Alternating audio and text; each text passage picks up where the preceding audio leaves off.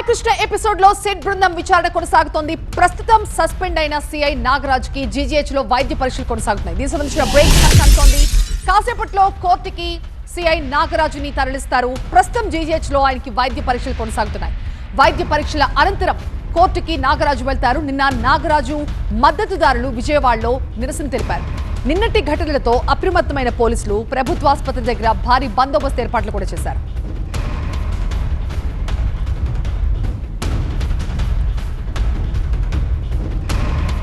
మరోవైపు సాయి కృష్ణ కేసుని సిబిఐకి అప్పగించాలన్న పిటిషన్ పై హైకోర్టులో వాడివేడిగా వాదనలు కొనసాగుతున్నాయి. దీనికి సంబంధించిన బ్రేకింగ్ కూడా మనకు అంతోంది. సాయి కృష్ణ కేసు సిబిఐకి అప్పగించాలన్న పిటిషన్ పై హైకోర్టులో విచారణ జరుగుతోంది. పిటిషనర్ తరపున పొన్నవోలు సుధాకర్ వాదనలు వినిపిస్తున్నారు.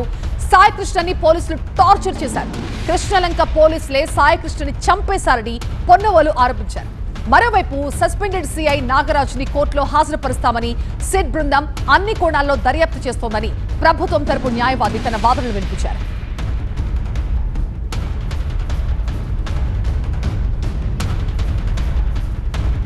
సాయి కృష్ణ కేసుకి సంబంధించి నాగరాజుని కోర్టుకి తరలించడానికి సంబంధించిన లేటెస్ట్ అప్డేట్స్ అందించేందుకు మా ప్రతినిధి వసంత్ మనకి లైవ్ లో జాయిన్ అవుతున్నారు. వసంత్, అప్డేట్స్ ఏంటి?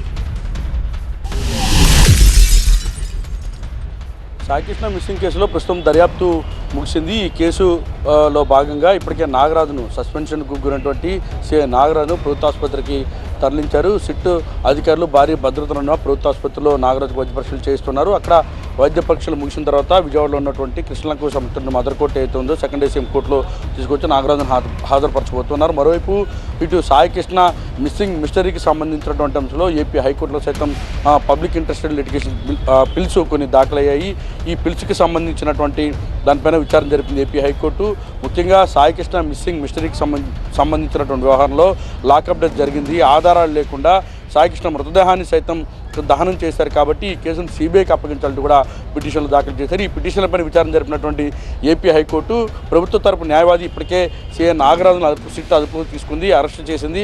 మరికొద్దిసేపట్లో కోర్టులో హాజరుపరచబోతున్నాం. కాబట్టి సిట్ విచారణ తర్వాత తదుపరి ఈ పిల్స్ అన్నిటిపైన విచారణ జరపాలంటూ కూడా ప్రభుత్వ తరపు న్యాయవాది కోరారు. ఈ నేపథ్యంలో వచ్చే నెల 6వ తేదీకి ఈ పిల్పై విచారణను వాయిదా వేసింది. అయితే ఈ సాయి కృష్ణ మిస్సింగ్ మిస్టరీకి సంబంధించినటువంటి వ్యవహారంలో ఈ నెల 29 కూడా హెబియస్ కార్పస్ పిటిషన్ల పైన కూడా విచారణ జరగబోతున్నది. కాబట్టి ఇప్పుడు సాయి కృష్ణకు సంబంధించినటువంటి మిస్సింగ్ వ్యవహారం, ఇటు వారి కుటుంబ సభ్యులు చేసినటువంటి ఆరోపణలు, ఒకవైపు నాగరాజు సస్పెన్షన్, అరెస్టుకు సంబంధించినటువంటి అంశంలో సిట్ కోర్టుకు ఏం చెప్పబోతుంది, రిమాండ్ రిపోర్ట్లో ఏం మెన్షన్ చేయబోతుందని ప్రస్తుతం ఆసక్తికరంగా మారింది. ప్రస్తుతం ప్రభుత్వ ఆసుపత్రిలో వైద్య పరీక్షలు జరుగుతున్నాయి. అక్కడ వైద్య పరీక్షలు ముగిసిన తర్వాత నేరుగా తీసుకొచ్చి కోర్టులో హాజరుపరచబోతున్నారు.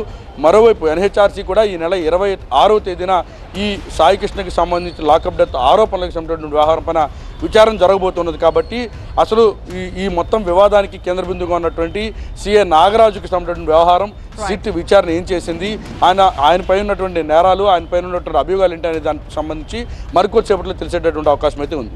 Right, thank you Vasant.